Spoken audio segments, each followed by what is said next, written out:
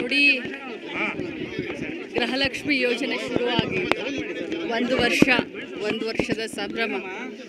ಈ ಒಂದು ಸಂದರ್ಭದಲ್ಲಿ ಇವತ್ತು ತುಮಕೂರು ಜಿಲ್ಲಾ ಒಂದು ರಿವ್ಯೂ ಮೀಟಿಂಗನ್ನು ಮಾಡಲಿಕ್ಕೆ, ಇಲಾಖೆಯ ರಿವ್ಯೂ ಮೀಟಿಂಗ್ ಮಾಡಲಿಕ್ಕೆ ಮತ್ತು ನಮ್ಮ ಇಲಾಖೆಯಿಂದ ವಿವಿಧ ಯೋಜನೆಗಳ ಫಲಾನುಭವಿಗಳಿಗೆ ಇವತ್ತು ಅವ್ರಿಗೆ ಸಿಗಬೇಕಾಗಿರೋದನ್ನ ಕೊಟ್ಟು ಸರ್ಕಾರದ ಅತ್ಯುನ್ನತ ಮತ್ತು ಅತ್ಯಂತ ಪ್ರಾಮಾಣಿಕವಾಗಿ ಮಹಿಳೆಯರ ಸಬಲೀಕರಣಕ್ಕೆ ತೆಗೆದುಕೊಂಡಂಥ ಯೋಜನೆಗಳ ಲಾಭ ಯಾವ ರೀತಿ ಆಗ್ತಾ ಇದೆ, ಯಾವ ಮಟ್ಟಿಗೆ ನಮ್ಮ ಜಿಲ್ಲಾಡಳಿತ ಆಗಿರ್ಬೋದು, ನಮ್ಮ ಇಲಾಖೆ ಕೋಆರ್ಡಿನೇಷನಲ್ಲಿ ಏನೇನು ಮಾಡ್ತಾ ಇದೆ ಜಿಲ್ಲೆಯಲ್ಲಿ ಕೆಲಸ ಅನ್ನೋದನ್ನ ನೋಡಲಿಕ್ಕೆ ಬಂದಿದ್ದೀವಿ. ಮೇಡಮ್, ಈಗ ಕೋಲಾರ, ಕೊಪ್ಪಳ ಮತ್ತು ಯಾದಗಿರಿಯಲ್ಲಿ ಅಂಗನವಾಡಿ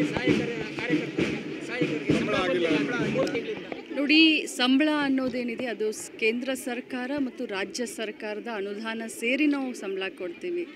ಇದು ಈ ರೀತಿಯಾದಂಥ ಪ್ರಾಬ್ಲಮ್ ಬರೀ ಮೊದಲನೇ ಬಾರಿಗೆ ಅಲ್ಲ. ಯಾಕಂದರೆ ಕೇಂದ್ರ ಸರ್ಕಾರದವ್ರು ವಿಳಂಬ ಮಾಡಿದಾಗ ಮ್ಯಾಚಿಂಗ್ ಅಮೌಂಟು ನಾವು ಸೇರಿಸಿ ರಾಜ್ಯ ಸರ್ಕಾರ ಕೊಡಬೇಕಾಗುತ್ತೆ. ಕೇಂದ್ರದಿಂದ ಇನ್ನೂ ಬಂದಿಲ್ಲ.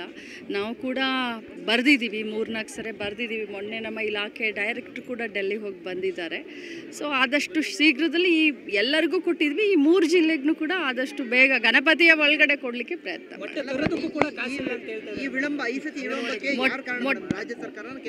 ಇಲ್ಲ. ನೋಡಿ, ಯಾವುದೇ ಸರ್ಕಾರದ ಮೇಲೆ ನಾನು ಆರೋಪವನ್ನು ಮಾಡಲಿಕ್ಕೆ ಹೋಗೋದಿಲ್ಲ.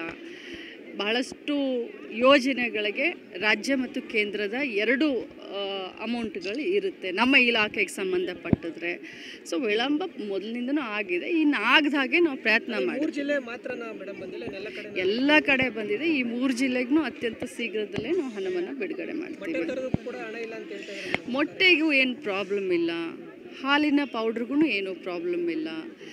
ಕ್ವಾರ್ಟರ್ಲಿ ಪೇಮೆಂಟ್ ಅಂತ ಇರುತ್ತೆ ನಮ್ಮ ಇಲಾಖೆಯಲ್ಲಿ, ಪ್ರತಿ 3 ತಿಂಗಳಿಗೆ ಪೇಮೆಂಟ್ ಅಂತ ಇರುತ್ತೆ. ಸೊ ಈಗಾಗಲೇ ನಾವು ಬಾಲ ವಿಕಾಸ ಸಮಿತಿ ಅಂತ ಇದೆ, ಮೊಟ್ಟೆಯನ್ನು ಅವರು ಖರೀದಿ ಮಾಡಬಹುದು ಪ್ರತಿಯೊಂದು ಅಂಗನವಾಡಿಯಲ್ಲಿ.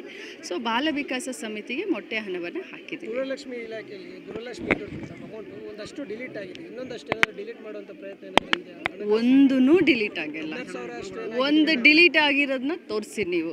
ಯಾರು GST ಪೇ ಇದ್ದಾರೆ, ಯಾರು ಇನ್ಕಮ್ ಟ್ಯಾಕ್ಸ್ ಪೇ ಇದ್ದಾರೆ ಅಂಥವ್ರದ್ದು ಆಗಿರಬಹುದೇ ಹೊರತಾಗಿ, ಮತ್ತು ಅಂಥವ್ರದ್ದು ನಾನು ಕೇಳಿದೆ, ನೀವು ರಿಪೋರ್ಟ್ ಮಾಡಿದ ತಕ್ಷಣ ಕೇಳಿದೆ. ಅಂಥದ್ದು ಏನು ನಾವು ಡಿಲೀಟೇ ಮಾಡೋದಿಲ್ಲ. ಏನಾಗಿದೆ ಅಂತಂದರೆ ಅವ್ರನ್ನ ಅಪ್ಲೋಡ್ ಮಾಡಬೇಕಾದ್ರೆ ನಾವು ಅವ್ರನ್ನ ಒಳಗಡೆ ತಗೊಳ್ಳೋದಿಲ್ಲ. ಅಪ್ಲೋಡ್ ಹಂತದಲ್ಲಿನೇ ಅವರು ಡಿಲೀಟ್ ಆಗ್ತಾರೆ. ಅವರು ಅವರು ಹಣ ತಗೊಂಡು ಆಮೇಲೆ ನಾವು ಡಿಲೀಟ್ ಮಾಡಿಲ್ಲ. ಅವರ ರಿಜಿಸ್ಟ್ರೇಷನ್ ಮಾಡುವಂಥ ಸಂದರ್ಭದಲ್ಲಿನೇ GST ಮತ್ತು ಇನ್ಕಮ್ ಟ್ಯಾಕ್ಸ್ ಪೇಯಿಗಳ ಹೆಸರು ಡಿಲೀಟ್ ಆಗ್ತದೆ. 11ನೇ ಕಂತಿನ ಹಣ ಬಂದಿದೆ ಅಂತ ಎಲ್ಲ ಜಿಲ್ಲೆಗಳಲ್ಲಿ 11ನೇ ಕಂತಿನ ಹಣ ಬಂದಿದೆ. 12 ಮತ್ತು 13ನೇ ಕಂತಿನ ಹಣ ಈಗ ಬಿಡುಗಡೆ ಮಾಡ್ತೀವಿ.